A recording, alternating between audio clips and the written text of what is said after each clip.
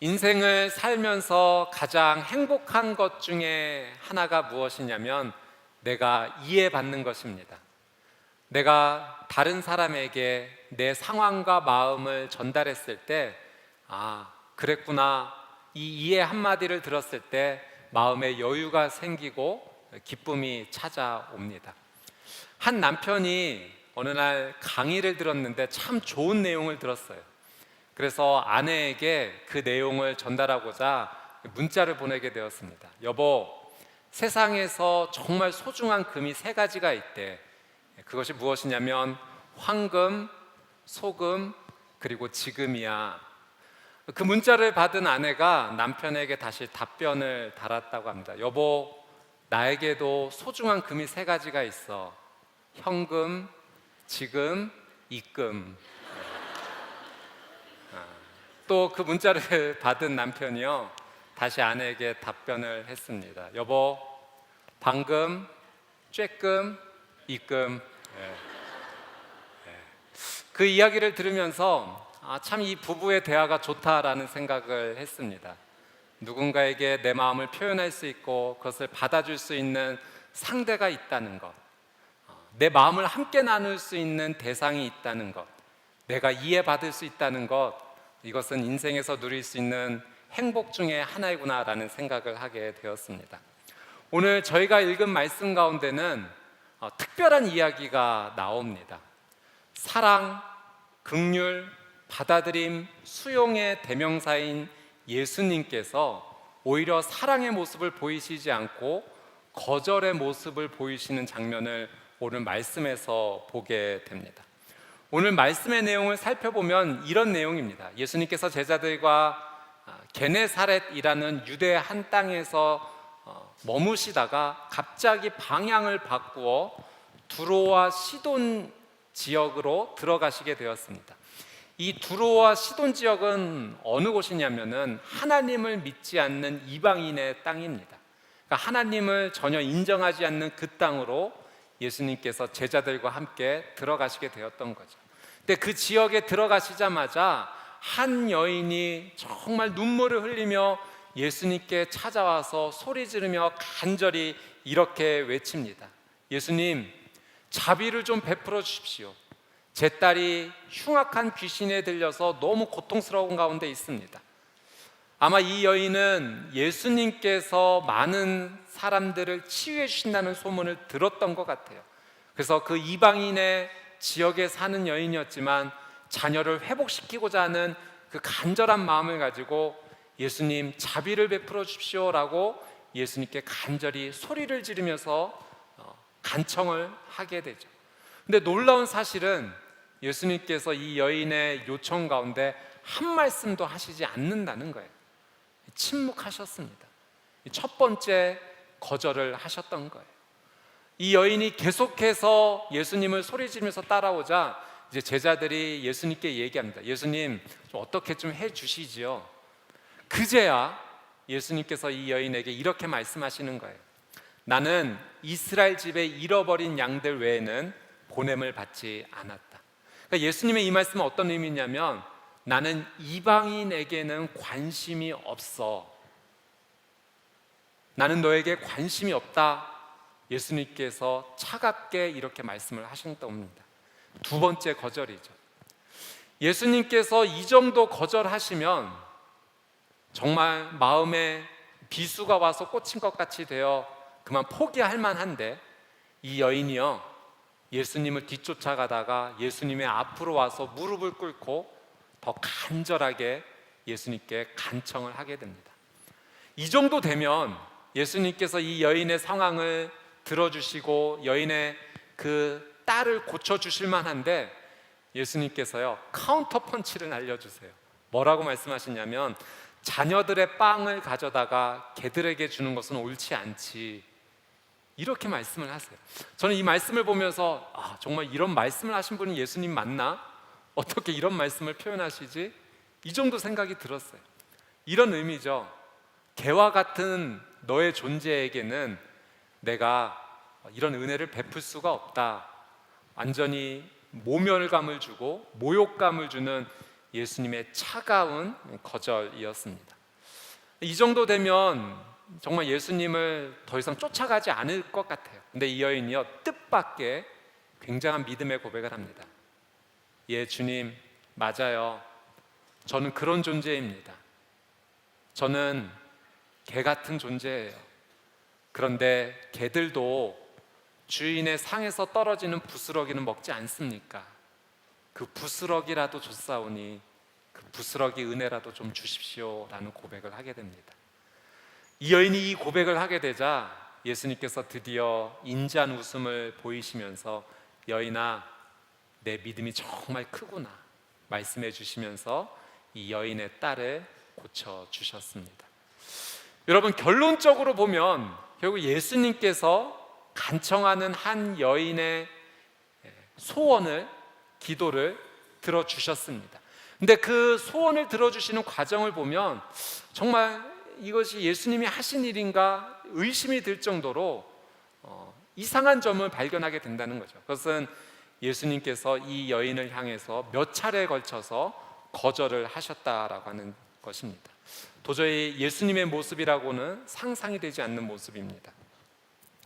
대부분의 경우 거절이라고 하는 것은 우리의 마음이 굉장히 아픕니다. 진실된 사랑의 고백을 했는데 그 고백이 받아들여지지 않았을 경우, 또는 어느 직장이나 학교에 가고 싶어서 응시를 했지만 받아들여지지 않았을 경우, 내가 어떤 사람과의 관계 속에서 관계를 맺었을 때 그 관계가 깨지게 되고 거절되었을 경우 우리의 가슴, 우리의 마음이 굉장히 아픕니다.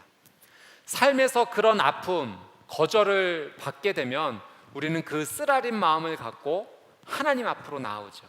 하나님, 제가 이런 쓰라린 거절의 경험이 있습니다.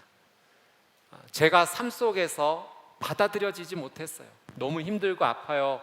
하나님 앞에 이 마음을 내어놓습니다. 그런데 만약에 하나님께서 우리의 이런 쓰라린 마음마저도 하나님께서 거절하신다면 우리의 마음이 어떨까요? 세상에서 정말 쓰라린 고통 가운데, 아픔 가운데, 거절 가운데 살았는데 하나님마저도 내 인생에 대해서 거절하신다면 우리는 어디로 가야 되는 걸까요? 이런 느낌일 거예요. 온 세상이 다 나를 외면해도 우리 가족만은 나를 안아주고 지켜주고 보호해줄 것 같은데 그 가족마저도 나에게 등 돌린 듯한, 세상에 홀로 남겨져 있는 듯, 내 주변에는 아무도 없고 나 혼자 쓸쓸히 외로워 있는 느낌이 바로 그런 경우일 것입니다. 오늘 예수님께서 이 가나안 여인을 왜 3번이나 거절하셨을까? 저는 예수님의 이 3번의 거절이 그냥 예수님의 그날 컨디션이 좋지 않으셔서 그날 마음에 따라 거절하셨다라고 생각하지 않습니다. 예수님의 이 거절에는 특별한 예수님의 의미가 담겨져 있다라고 하는 사실이죠. 그래서 오늘 저희는 예수님의 이 거절을 통해서 우리의 삶 가운데 주시고자 하는 하나님의 귀한 특별한 은혜를 한번 발견해 보고자 합니다.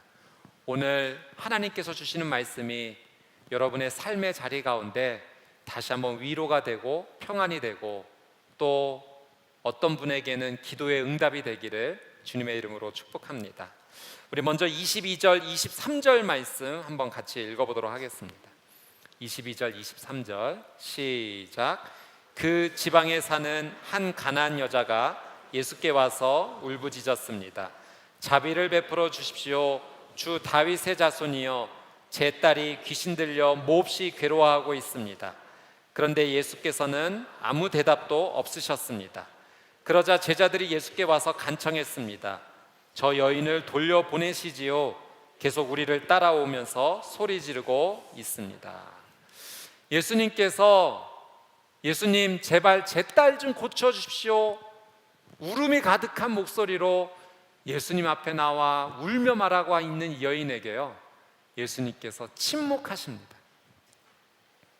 아무 말씀도 하지 않으세요. 첫 번째 거절입니다. 여러분, 우리의 삶 가운데도 그런 경우가 있지 않나요? 내가 하나님께 기도합니다. 하나님, 내 삶을 좀 돌아봐 주십시오. 내 삶이 너무 힘듭니다. 하나님, 저 좀 불쌍히 여겨주세요. 저 좀 살려주시면 안 돼요, 하나님? 하나님께 간구하고 고백하고 기도하는데 하나님께서 응답을 하시지 않는 겁니다. 하나님께서 울음 섞여 주님 앞에 엎드려 있는 나에게 아무런 대답도 하시지 않는 거예요. 하나님께서 나에게 침묵하실 때 마치 내 인생이 안개 속 한가운데 있는 것 같아요. 예전에는 하나님이 그토록 가깝게 느껴졌는데 내가 부르기만 하면 바로 응답해 주시고 사랑한다 말씀해 주셨는데 나에게 말씀하시지 않으실 때는 나 혼자 동떨어져 있는 듯한, 외로운 섬에 혼자 떨어져 있는 듯한, 주변을 둘러봐도 아무것도 보이지 않는 안개 속과 같은 그런 상황에 처해져 있는 것 같습니다. 아마 혹시 오늘 이 자리에도 하나님께 간절히 기도하는데 하나님께서 응답해 주시지 않아서 답답하고 힘든 분이 계실지도 모르겠습니다. 왜 하나님께서 우리에게 침묵하실까요? 우리의 상황이 이렇게 간절한데, 힘들고 어려운데 왜 하나님께서 우리에게 침묵하실까요? 하나님께서 침묵하시는 모든 이유를 사실은 우리가 하나님으로부터 직접 들어도 어쩌면 우리는 다 이해하지 못할 수도 있습니다. 하나님의 그 깊고 깊은 그 뜻, 지금 나에게 침묵하시는 그 이유를 내게 설명해 주셔도 어쩌면 우리는 이해하지 못할 수도 있습니다. 그런데요, 제가 한 가지만은 여러분과 함께 나눌 수 있는 것이 있어요. 하나님께서 우리에게 침묵하시는 이유. 하나님께서 우리에게 침묵하시는 이유를 제가 예전에 이런 경험을 통해서 알게 되었어요. 한 번은 제 딸이 아주 어렸을 때 이제 엄마 젖을 먹을 때였습니다. 이제 그 젖을 떼야만 됐던 시기가 찾아오는 거예요. 밤중에 배고파서 이제 울면서 깨어나면 이 아이를 어머니가 젖을 먹여서 다시 재웠는데 이제 계속 그 밤중 수유를 하면 안 되는 때가 온 겁니다. 이 아이가 밤에 계속 숙면을 취할 수 있도록, 밤에 수면 시간을 확보해 줄 수 있도록 이 밤에 수유를 끊어야 되는 그런 시점이 찾아온 거죠. 이제 그날이 찾아와서 제가 저희 아내와 이제 함께 결단을 하고 이 아이를 재우면서 이 아이가 밤에 깨어나도 반응하지 않기로 약속을 했습니다. 때가 돼서 이 아이가 또 일어나서 시끄럽게 웁니다. 밥을 달라는 거죠. 배고프다는 겁니다. 근데 저희 부부가요, 손을 꼭 잡고 반응하지 않았어요. 침묵했습니다. 침묵했던 이유는 단 한 가지예요. 그것이 이 아이에게 도움이 되기 때문에 그랬던 거예요. 많은 시간을 이 아이가 혼자 울면서 밥을 달라고 보챘지만 전혀 반응하지 않았고 이 아이가 지쳐서 다시 잠을 자게 되었죠. 이제 그 다음 날부터 이 아이의 수면 시간이 점점 늘어나게 되었습니다. 근데 이 아이가 밤에 울부짖으면서 밥을 달라고 엄마 아빠를 부르는 그 시점이요, 반응하지 않고 침묵하는 저희 부부가 너무 힘든 시간이었어요. 당장이라도 일어나서 아빠 여기 있어, 엄마 여기 있어 안아주면서 이 아이가 필요한 것을 공급해주고 싶었지만 오히려 그렇게 하는 것이 이 아이에게 도움이 되지 않기 때문에 반응하지 않았던 거죠. 근데 반응하지 않았던 그 시간이 부모로서는 너무나 힘든 시간이었습니다. 여러분, 하나님께서 우리에게 침묵하실 때가 있어요. 저는 그 이유를 그때 깨달았어요. 하나님께서 나 정말 사랑하시는구나. 하나님께서 나를 정말로 사랑하시기 때문에 지금 이 순간 하나님께서 침묵하시는 것이 나에게 도움이 되어서 말씀을 해 주시지 않는 거구나. 하나님께서 내가 성장하기를 원하시는구나. 하나님은 우리가 성장하기를 원하세요. 그저 어린 시절에 부드러운 음식만을 먹는 인생이 아니라 이제는 키가 크고 자라나서 딱딱한 음식을 마음껏 소화할 수 있는 그렇게 성장하는 인생으로 우리의 삶이 나가기를 하나님께서 원하신다라고 하는 사실입니다. 사랑하는 여러분, 하나님께서 여러분의 인생 가운데 기도하지만, 간절히 애타게 찾지만 하나님께서 침묵하시는 경우 분명한 한 가지 사실은 하나님이 여러분을 정말로 사랑하신다는 사실이에요. 그리고 울부짖는 여러분을 하나님께서 포기하지 않으셨다는 사실입니다. 여러분 곁을 떠나지 않으신다는 사실이에요. 침묵하시지만 그것은 내가 성장하기를 위해서 하나님께서 기다리시는 시간이시고 나와 함께 해주시는 시간입니다. 제가 그때 그 시간을 지내면서 그런 생각했어요. 하나님께서 침묵하실 때 하나님께서도 참 힘드시겠구나. 나에게 빨리 말씀해 주시고 응답해 주기 원하시지만 내 인생이 더 나은 인생으로 나가기를 원하셔서 하나님께서 침묵하시는 그 시간, 하나님께서도 힘드시겠구나라는 생각을 했습니다. 그 하나님의 마음으로 오늘 말씀을 다시 읽으니까요, 예수님께서 아무 말씀하지 않으셨을 때 얼마나 힘드셨을까. 그래, 사랑하는 딸아, 내가 너의 자녀를 고쳐주겠다, 당장이라도 말씀해주고 싶으셨지만 하나님께서는 이 이방 여인을 믿음의 자리로 인도하시고 싶으셨던 거예요. 그래서 침묵하셨던 사실입니다. 여러분, 여러분의 지금의 상황 가운데 하나님께서 조금 더디게 응답해 주시더라도 여러분 꼭 기억하세요. 하나님이 나를 분명히 사랑하신다는 사실, 그리고 나와 함께 하신다는 사실, 그리고 나를 성장시키시는 과정 가운데 나를 인도하신다는 그 사실, 믿음으로 붙잡고 하나님의 이 침묵 앞에서 승리하는 저와 여러분이 되시기를 주님의 이름으로 축복합니다. 두 번째, 하나님께서는 왜 우리의 인생 가운데 거절하실까? 24절, 25절 말씀 한번 같이 읽어보도록 하겠습니다. 같이 한번 읽을게요. 시작. 예수께서 대답하셨습니다. 나는 이스라엘 집에 잃어버린 양들 외에는 보냄을 받지 않았다. 그 여인이 예수 앞에 나와 무릎을 꿇고 말했습니다. 주여, 나를 도와주십시오. 이 여인이 포기하지 않고 계속 예수님을 쫓아오자 예수님께서 이제는 말씀을 하세요. 드디어 입을 여셨습니다. 그런데 생각지도 않은, 기대했던 대답이 아닌 정말 차가운 예수님의 대답을 들은 거예요. 나는 이스라엘 집에 잃어버린 양들 외에는 보냄을 받지 않았다. 나는 이방인에게 관심이 없어. 얘야, 나 너에게 관심 없다. 예수님께서 이렇게 차갑게 말씀해 주신 거예요. 여러분, 그런데요, 예수님의 이 차가운 거절 뒤에 예수님을 쫓아왔던 이 여인의 행동의 변화가 일어나기 시작합니다. 오늘 말씀에 25절에요, 이런 표현이 있어요. 그 여인이 예수 앞에 나와 무릎을 꿇고 말했습니다. 저는 이 장면을 우리 같이 한번 주목해 보기를 원해요. 이 전까지는 이 여인이 예수님을 뒤쫓아가는 모습이었어요. 계속 쫓아가면서 제 딸이 흉악한 귀신 들렸습니다. 제발 좀 자비 좀 베풀어 주십시오. 긍휼 좀 베풀어 주십시오. 불쌍히 여겨 주십시오. 다윗의 자손이요, 고쳐 주십시오라고 예수님을 쫓아갔는데 예수님의 이 두 번째 거절, 나 너에게 관심 없어. 예수님의 이 거절 앞에 여인이요, 예수님 앞으로 나와서 무릎을 꿇고 예수님 앞에 엎드렸다라고 하는 사실이에요. 이 예수님 앞에 무릎을 꿇었다라는 이 헬라어 단어가요, 프로스키네이라고 하는 단어인데요, 이 단어 안에 이런 의미가 담겨져 있어요. 예배하다. 그러니까요, 예수님께서 이 여인을 차갑게 거절하셨지만 예수님은 거절을 통해 이 여인의 삶의 태도를, 예수님을 쫓아오기만 했던 인생에서 이제는 예수님을 예배하는 인생으로 인도하셨다라고 하는 사실입니다.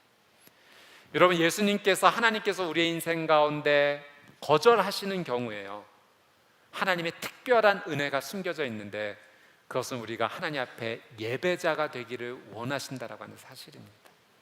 그래서 여러분, 내 인생이 하나님 앞에 거절받는 것 같은 느낌이 들 때 우리가 하나님과 지금 어떤 관계에 있는지를 한번 살펴볼 필요가 있습니다. 내가 정말 하나님께 예배자인가? 내가 하나님을 온전히 예배하고 있는가? 오늘 우리는 우리의 삶의 태도를 다시 한번 점검해 봐야 된다라고 하는 사실이죠. 여러분, 예배자가 된다는 것은요, 이런 의미입니다. 내가 하나님을 하나님으로 인정하는 거예요. 여러분, 우리가 하나님을 하나님으로 인정하지 않을 때가 언제인가요?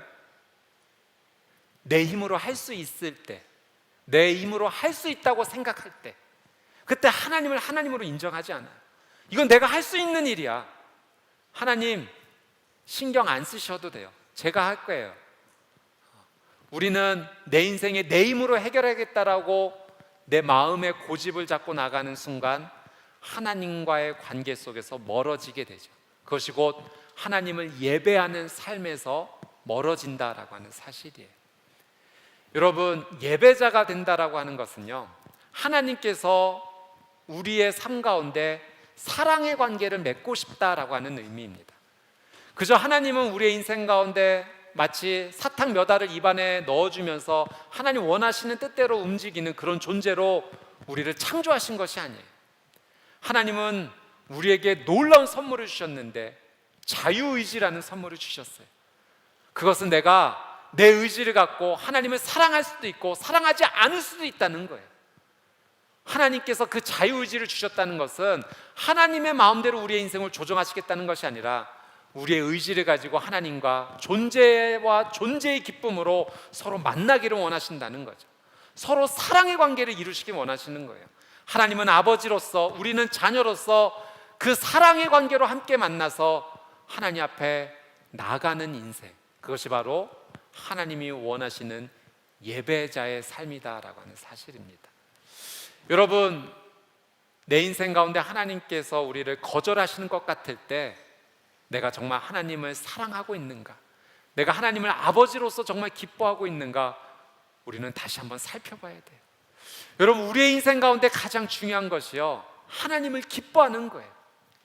여러분, 인생의 목표를 소유에 두지 말아야 됩니다.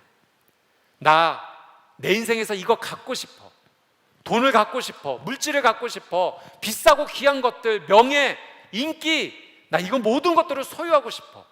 여러분, 인생의 목표를 소유로 두게 될 때요, 그 모든 것에 소유하게 된 마지막에 뭐가 남는지 아십니까? 내 인생에 가장 깊은 허무함이 남게 되어 있어요. 그래서 인생의 목표는 소유가 아니라 존재의 변화가 되어야 되는 거예요. 내가 하나님의 자녀로서 그 존재를 확신하며 하나님 앞에 나아갈 때요, 매일매일의 삶이 내 인생 가운데 다르게 펼쳐집니다. 좀 전에 함께 찬양의 고백을 나누셨던 우리 박여 목사님이 그런 고백하시지 않으셨어요? 내가 하나님의 자녀로서의 그것 정체성을 깨닫고 알게 되었을 때 내 인생의 하루하루가 기적과 같은 인생이다라고 고백을 하게 되셨다고 하잖아요. 여러분, 인생의 진짜 최고의 행복과 기쁨은요, 내 존재가 하나님을 사랑하는 존재로 나갈 때 이루어지게 됩니다. 저는 오늘 여러분의 인생 가운데 그 존재의 변화가 시작되기를 주님의 이름으로 축복합니다. 하나님께서요, 우리를 자녀로, 사랑하는 자녀로 불러주셨어요. 그래서 우리를 불러주시고자 때로 우리의 인생 가운데 거절하시는 거예요. 그 거절은 내가 너한테 정말 관심 없어 라고 말씀하시는 것이 아니라 내가 너에게 정말 관심 있어, 나 너를 정말 사랑한다, 너도 나를 사랑하는 그런 관계가 되었으면 좋겠어. 여러분, 그것을 어떻게 할 수 있냐면 예수님께서 두로와 시돈 지역으로 갑자기 행선지를 바꾸셨다는 거예요. 유대인의 땅에 머무시다가 왜 갑자기 두로와 시돈, 이방인의 땅에 들어가신 겁니까? 이 여인을 만나시기 위해서, 이 여인을 구해주시기 위해서, 이 여인에게 관심이 있기 때문에. 나 너에게 관심 없어 라고 말씀하셨던 예수님의 마음은 본심이 아니셨던 거죠. 거절이었지만 사실은 그것은 위대한 예수님의 사랑의 초청이었던 것입니다. 오늘 이 저녁에 하나님께서 여러분을 초청하세요. 사랑하는 아들, 사랑하는 딸, 나 너와 깊은 사랑의 관계를 누리고 싶다. 예배자로 불러주시는 거예요. 저는 여러분의 삶이 하나님을 진심으로 사랑하는 거룩한 예배자가 되시기를 주님의 이름으로 축복합니다. 마지막으로 세 번째, 우리 26절, 27절 말씀 같이 한번 읽어보도록 하겠습니다. 시작. 예수께서 대답하셨습니다. 자녀들의 빵을 가져다 개들에게 던져주는 것은 옳지 않다. 그 여인이 말했습니다. 그렇습니다, 주여. 하지만 개들도 주인의 상에서 떨어지는 부스러기는 먹습니다. 나 너에게 관심 없어, 이 말 앞에 이 여인의 모습이 바뀌게 되죠. 예수님 앞에 나와 예배자의 삶을 보이게 됩니다.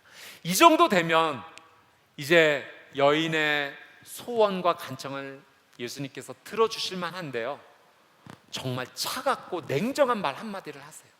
자녀들의 빵을 가져다가 개들에게 주는 법은 없지. 정말 이 예수님의 말씀은요, 모욕 같은 말씀이에요. 개의 존재와 같은 너에게 나는 조금 더 은혜 베풀 생각이 없다.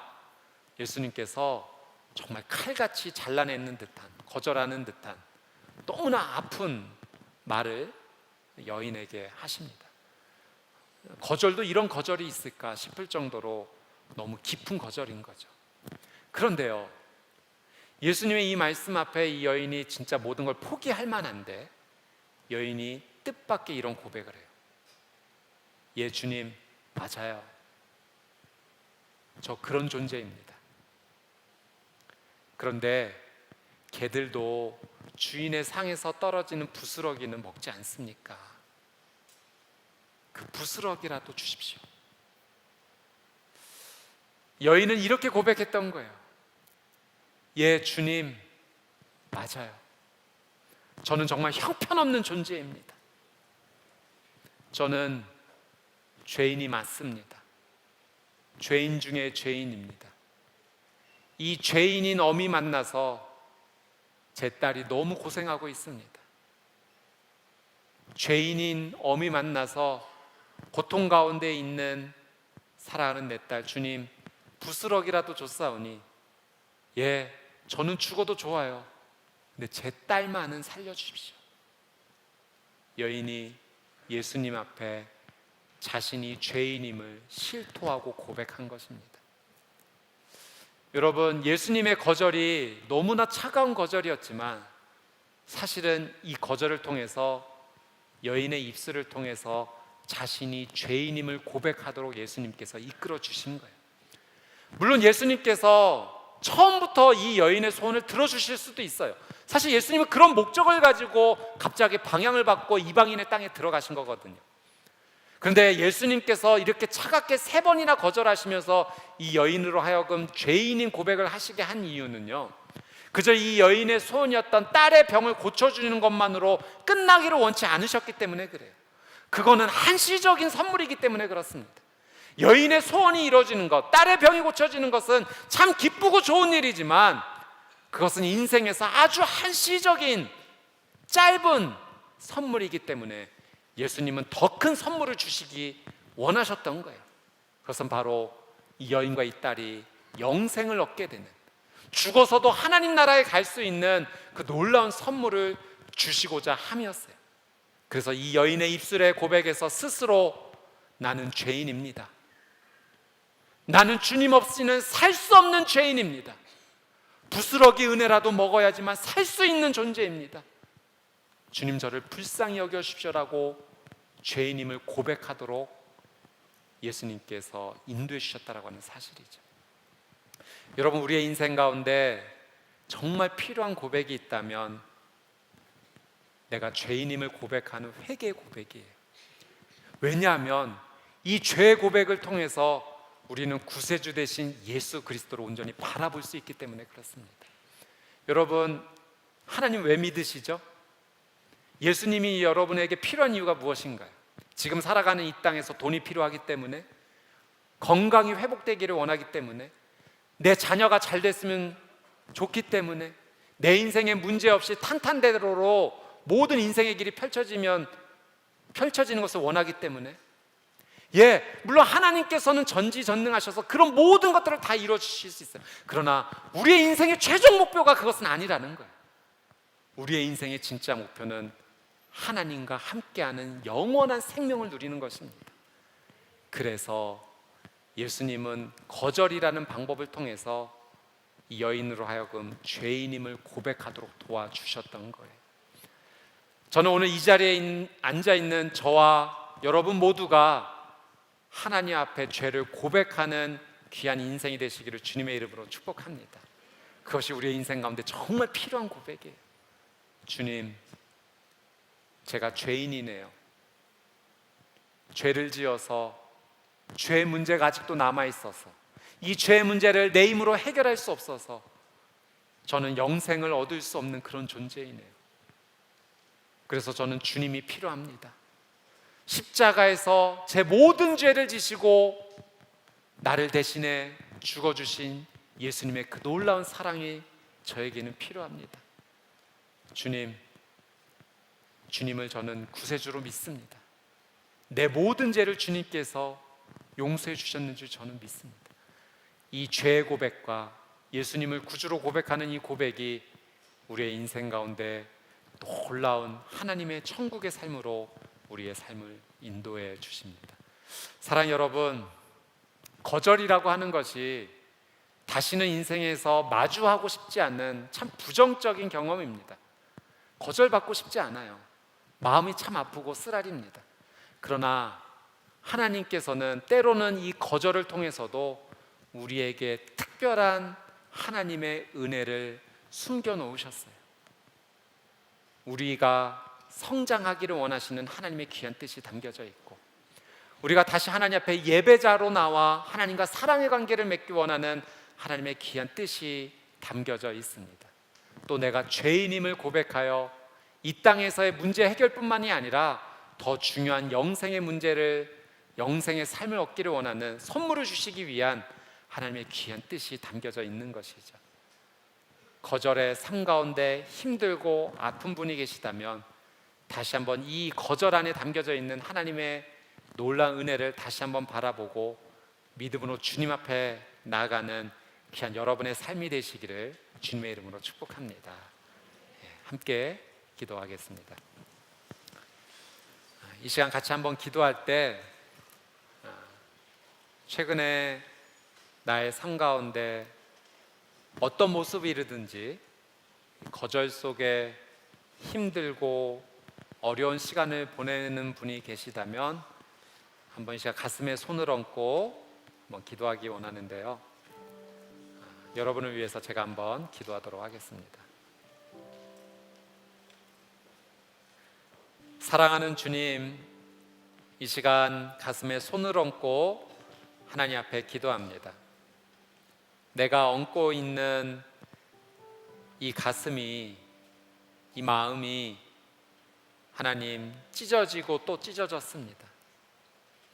너무 쓰라리고 너무 아픈 상황입니다.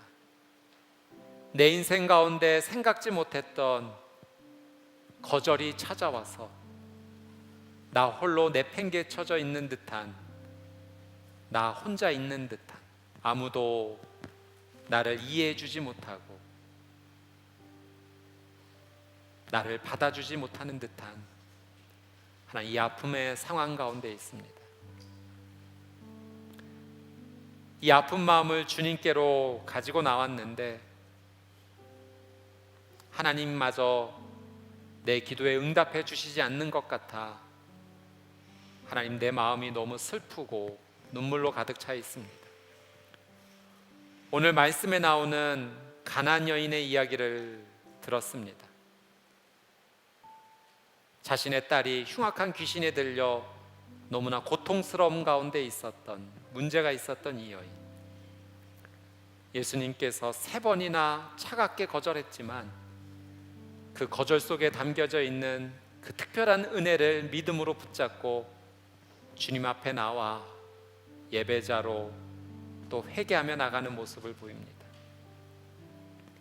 사랑하는 주님, 오늘 이 말씀을 통하여 저에게 주시는 하나님의 음성이 있는 줄 믿습니다. 하나님, 내 인생의 문제가 먼저 해결되기 전 나를 향한 하나님의 사랑 안에서 내가 성장하기를 원합니다. 주님을 깊이 사랑하는 예배자가 되기를 원합니다. 또 나의 죄를 주님 앞에 솔직히 고백하며 구세주 되신 예수 그리스도의 놀라운 은혜를 입는 귀한 삶이 되기를 원합니다. 오늘 주님 앞에 간절히 기도하는 자마다 하나님의 특별한 은혜를 허락하여 주시옵시고 하나님과의 관계가 회복될 뿐만 아니라 가나안 여인의 딸이 예수 그리스도의 놀라운 은혜로 회복되었던 것처럼 각자의 모든 삶 가운데 거절의 문제들이 하나님 놀라운 은혜로 해결되어지게 하여 주시옵소서.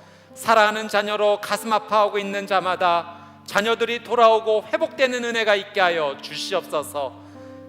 사랑하는 자녀를 생명을 기다리는 자마다 잉태되는 놀라운 은혜가 있게 하여 주시옵소서. 삶의 질병으로 인해 그 무거움을 견디지 못해 쓰러져 있는 자들마다 예수 그리스도의 놀라운 피가 뿌려져 회복되는 은혜가 있게 하여 주시옵소서. 결혼을 소망하고 직장을 소망하며 다시 한번 인생을 준비하고 나아가고자 하는 귀한 삶 가운데 하나님 미래의 문이 활짝 열리는 놀라운 은혜가 있게 하여 주시옵소서.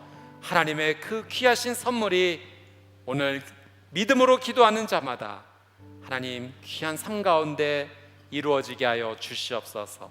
감사드리며 살아계시고 역사하시는 예수 그리스도의 이름으로 간절히 기도드리옵나이다. 아멘.